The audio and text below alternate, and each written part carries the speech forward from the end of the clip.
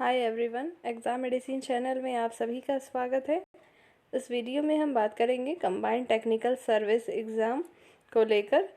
आप सभी लोगों की परीक्षाएं नज़दीक हैं। उम्मीद है आप सभी लोग बेहतर तरीके से अपने रिवीजन और अपनी तैयारी कर रहे होंगे। ये समय यही है कि सिर्फ आप अपना जितना हो सके रिवीजन करिए।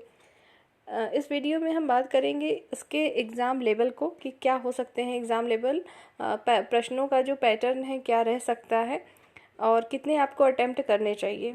इस पे देखिए, जो भी चीज़ें आपको बताई जा रही हैं वो प्रीवियस ईयर में जो अदर एग्ज़ाम हुए हैं, चूँकि इसके तो हुए नहीं हैं, बाकी जो टेक्निकल से सब्जेक्ट रिलेटेड हुए हैं उसको देखते हुए मैं आपको कुछ चीज़ें बता रही हूँ।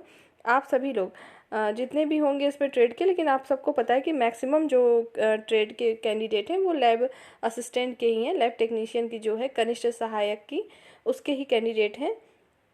तो हिंदी, रीजनिंग और सामान्य जानकारी ये तो आपने पढ़ा ही होगा।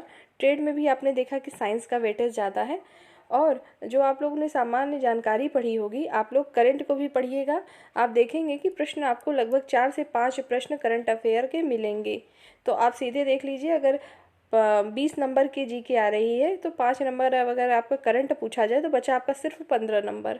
15 नंबर में बाकी चीज़ें आती हैं, ठीक है। और जी के बहुत स्टैंडर्ड का नहीं होगा कि बहुत टफ होगा, लेकिन इतना भी नहीं इजी होगा कि आप मान लो कि पूरा ही करना है, क्योंकि इसमें नेगेटिव मार्किंग भी होगी, ठीक है। तो इसलिए आपको ध्यान रखना है कि आपको करंट अफेयर भी पढ़ लेना है, ठीक है। जो बचे हुए समय है जो आपने नहीं पढ़ा है, जैसे करंट की चीज़ें क्या होती है, अगर आप पढ़ेंगे तो आपके माइंड में सेट होगा और आपको रिमाइंड हो जाएगा ऑप्शन देखकर, इसलिए आप लोग करंट अफेयर को भी फोकस करेंगे।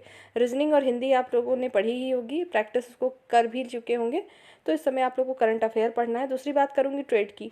ट्रेड में आपके साइंस है। देखिए, साइंस के जैसे कुछ चैप्टर आपके दिए हुए हैं। अगर मैं फिजिक्स की बात करूँ तो जैसे उसमें आपका दिया है पदार्थ है, बल है, दाब है, और आपके दिए हुए हैं लाइट है, और वो इलेक्ट्रिसिटी है, विद्युत है मतलब, और दाब, इस तरह के जो टॉपिक दिए हैं इनको तो आप पढ़ेंगे ही।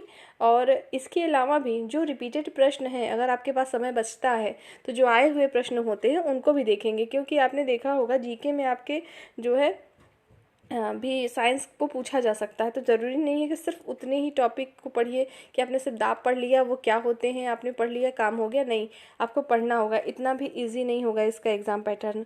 दूसरी बात यह है कि न्यूमेरिकल्स की भी चीज़ों को ध्यान रखेंगे। उसमें आपको न्यूमेरिकल्स भी आएंगे, चाहे वो आपके साइंस से हो। और मैथ तो इसमें थोड़ी आनी है, बहुत सिंपल ही मैथ है इसमें। आपकी परसेंटेज है और आपके जो है एवरेज है और अदर चीज़ें हैं, तो उसको भी आप थोड़ा देख लेंगे। और इस 35 में वो पूरी चीज़ें आनी हैं, ठीक है। तो आप लोग, और बायो के जो होते हैं, मतलब जो जियोग्राफी में सॉरी जो आपके जीव विज्ञान में दिया हुआ है, उसको सब्जेक्ट को जो टॉपिक दी गई है उसको पढ़िए। उसके अलावा भी प्रैक्टिस कर लीजिए कॉमन क्वेश्चन की, क्योंकि आपने देखा होगा उसमें दिया हुआ है कि सामान्य अंग मतलब जो मानव के होते हैं उससे रिलेटेड आपको प्रश्न पूछे जाएंगे। डीएनए है आप में और रक्त कोशिकाएं हैं, इस तरह की चीज़ें हैं। उसके बाद ये सारी चीज़ें भी दी गई हैं। तो इसका मतलब ये नहीं कि सिर्फ उतनी ही पढ़नी है, 2 टॉपिक पढ़ लिया हो गया, नहीं। आपको 35 प्रश्न आने हैं तो आपको ये सब चीज़ें भी पढ़नी पड़ेंगी। मैंने जो प्रैक्टिस आपको कुछ कराई थी, मैं सीरीज बीच में दी भी थी आपको, तो उसमें से भी आप में से ही कुछ कैंडिडेट ने पूछा था क्या लेवल वही रहेगा एग्ज़ाम का। देखिए, सिर्फ वही तो आएगा नहीं, आपको भी पता है, ठीक है। हाँ, लेकिन वो जो आपको सीरीज़ दिए गए हैं वो कहीं ना कहीं आए हुए पेपर है।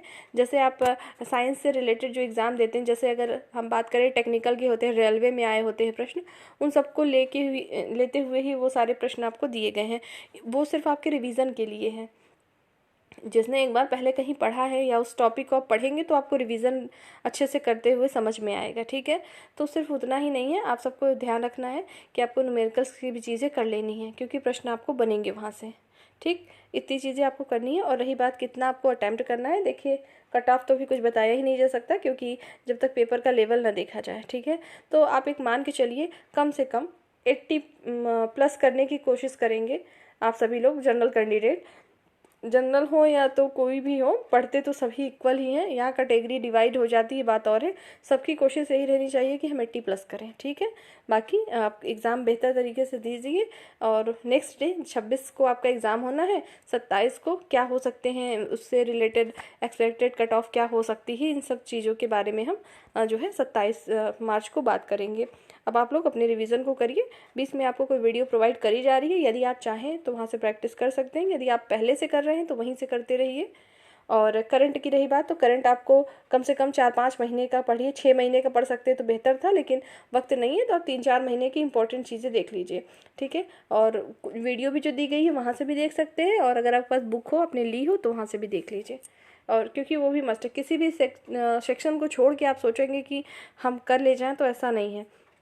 मान लीजिए किसी को रीजनिंग नहीं आती, सपोज कर लीजिए, आप सोचेंगे चलो ठीक है हम इसको नहीं करेंगे, 10 तो कर ही ले जाएंगे, ऐसा नहीं करना है। आपको सभी को अटेम्प्ट करना है, इक्वल वेटेज देना होता है सब्जेक्ट को, तभी आप जाके फाइनल हो पाते हैं। तो इसी तरीके से आपका जो जीके है, जीके के पोर्शन में भी आपको जो है इक्वल वेटेज देना है, ठीक है। तो इस चीज़ को ध्यान रखेंगे। और इसमें आपकी ज्योग्राफी भी आनी है, जो कि सामान्य जानकारी में ज्योग्राफी से रिलेटेड मैंने एक रिवीजन वीडियो डाला था, अगर आपने देखा हो तो ठीक है, नहीं देखा है तो देख सकते हैं। ये सारी चीज़ें हैं।